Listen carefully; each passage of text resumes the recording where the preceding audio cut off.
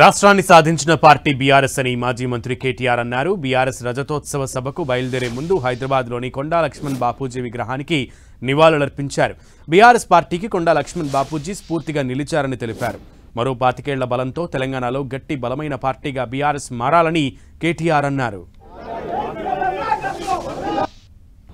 TRS party ఆనాడైనా ఈనాడైనా ఉద్యమ పార్టీగా రాష్ట్రాన్ని సాధించి అధికార పార్టీగా ఉజ్వల తెలంగాణను ఆవిష్కరించి ఇవాళ ప్రతిపక్ష పార్టీగా ప్రజల పక్షాన గట్టిగా నిలబడి పోరాడుతున్నది అంటే ఆనాడు ఇట్లాంటి పెద్దలు అందించిన ప్రజాస్వామిక స్ఫూర్తి, పెద్దలు కేసీఆర్ గారి నాయకత్వ పటిమ అనేది చెప్పక తప్పదు.